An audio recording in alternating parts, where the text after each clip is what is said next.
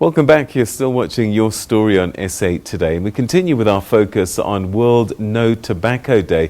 And joining us now for more on this conversation, I'm now joined by Lynn Moeng, who's the Chief Director at the Department of Health, one of the Chief Directors there. And we're also joined by Savera Kalideen, who's the Executive Director at the National Council Against Smoking. Ladies, thanks so much for joining us. Welcome to the program. Thank you. Thank you for having us. All right, let me start with you and just ask how important it is today, because sometimes I think we have these days, we commemorate this and we mark this.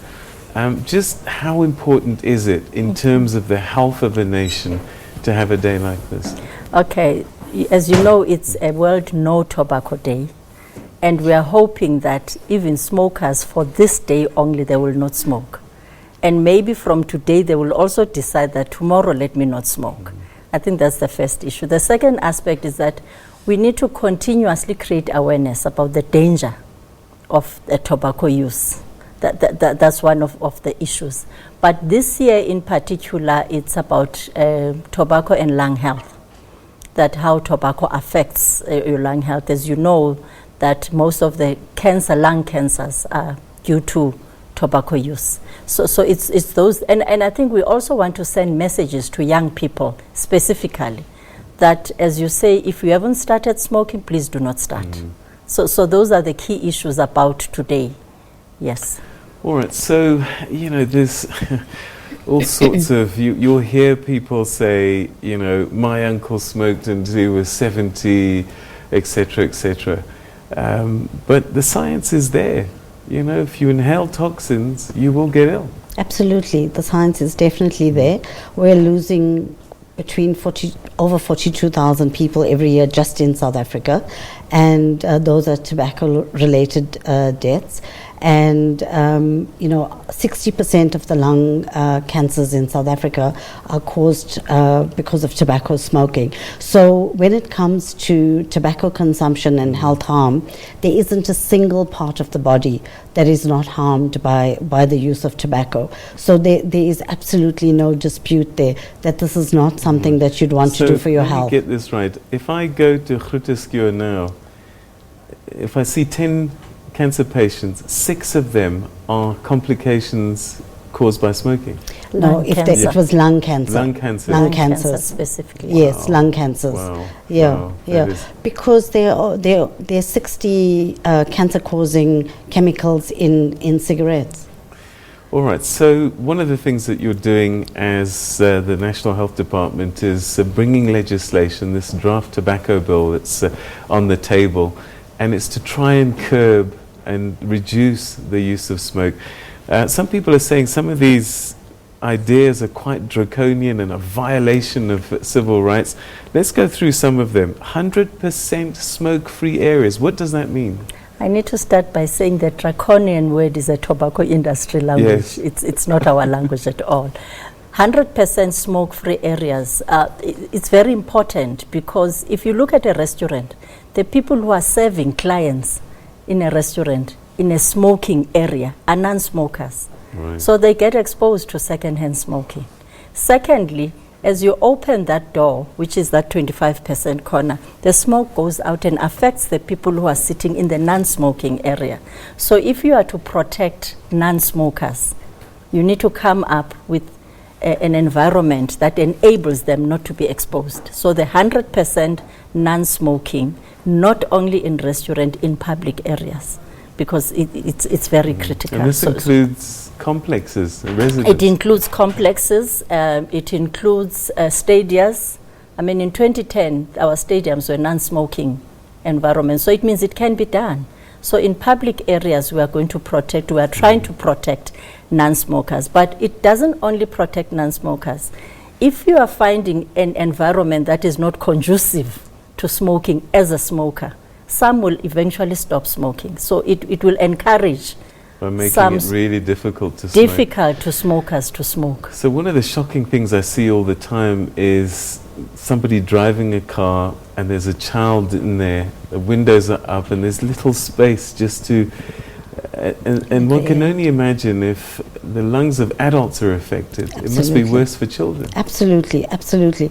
And this, in the first place, the parents are breaking the law, or the caregivers are breaking the law, because if children under the age of 12 are in the car, they're not supposed to be smoking. And the draft bill will actually increase that to the age of 18. And that's because, you know, their bodies are still developing, their lungs are still growing, and you want to give it as healthy an environment as possible. And, you know, you were talking about the 100% smoke-free zone. It's not just a nuisance or something smelly that you're trying to avoid, but actually a second-hand smoking can also cause lung cancer in people who have never smoked at all. So this is about health, you know. I was listening to a radio station earlier, and a woman phoned in and said both her parents smoked, and she's now suffering from COPD as a result of secondhand smoke. So they're paying for the sins of their parents. Absolutely, precisely. Absolutely, yes. All right, so okay, let's look at this e-cigarettes now, because this seems to be the new fad that's come out. Vaping, some of it call it. Is it not less harmful? The research is saying it is less harmful, but nobody is saying it's harmless. So this is the challenge. When industry are introducing this product, they are saying it's sort of a step down from smokers to this product, and maybe they will eventually stop smoking. But we have evidence that there's actually dual use. These smokers are also using these other products that are now on the market, the e-cigarettes and whatever. But the most frustrating part, it's the use by young people who have never smoked anything else. And the fact that they have tobacco, it means they're addictive. So once you are addicted to this tobacco, which is in the e-cigarette, you'll obviously move on to something else, and there's evidence to that effect. But the most fashionable one, which is used, is the hubbly bubblies. Yes. And they have challenges on their own. I mean, some of them are used with tobacco, this molasses, which is used to burn it. But some of them have other chemicals which are even more dangerous than what we are used to, basically. Okay. But the other issue is that they share this mouthpiece. And there is now evidence that you end up with people who are sharing herpes, who are sharing TB. So there are more problems than we had actually anticipated. And these products are new. We don't even know the long-term effects of these products. So we need to regulate them.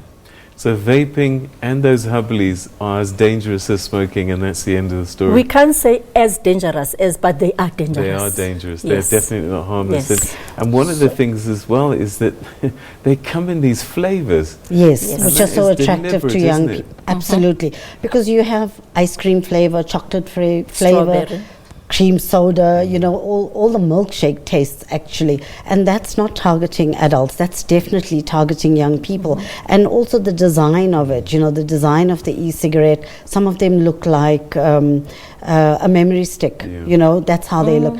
The thing, you know, the e-cigarette industry really tries to confuse people when they focus on, you know, it doesn't have tobacco in it or it doesn't have nicotine. But what they're not saying to us is that, you know, when you burn that liquid, it burns at 200 degrees. And when that liquid is burning at that temperature, it actually, you know, transforms itself into chemicals that are cancer causing again. But because people have only used it for about a decade, we're not seeing that just yet. But we're seeing other harm to the lung system, to the cardiovascular system. So we expect lung cancers in the future. We expect heart disease in the future as well. And the particles are even much finer, which means they are absorbed much easier than the other particles. And some of these products, they actually say they are smokeless, but they have invisible smoke. The fact that you can smell them, it means there is smoke. It's just invisible. It means they are just as harmful. So you've got plain packaging also coming through. Yes. Some people are saying that this is just going to create a problem with illicit cigarettes, because people will now sell those as if it's the real thing if you have plain packaging. Has that kind of thing, and also banning advertising at tills, helped reduce the problem in other parts of the world? Yes, it has. I mean, we know the case with Australia, which is just around the corner, where they have introduced plain packaging. Industry took them to court, and they didn't win that because there are benefits of the plain packaging. So even the point of sale, the fact that you are putting products at a certain display level, there's evidence that it attracts even non-consumers. So if you are a smoker, you'll go to the till, ask them for a specific brand, and they will take it out wherever it is and give it to you. So there's no reason why we should be attracting people who had no intentions because of the fancy design, the fancy packaging. So it's not necessary. All right, we're running out of time, but very briefly, vending machines. I guess what that does is it makes it easier for children to access. Exactly. Yes. Exactly. You can't control who's using it, who's accessing it, and we want to remove that so that there's total control. And again, you know, if it's in a vending machine, it's a form of advertising. So even someone who's trying to give up is going to be tempted when they see it. So it needs to be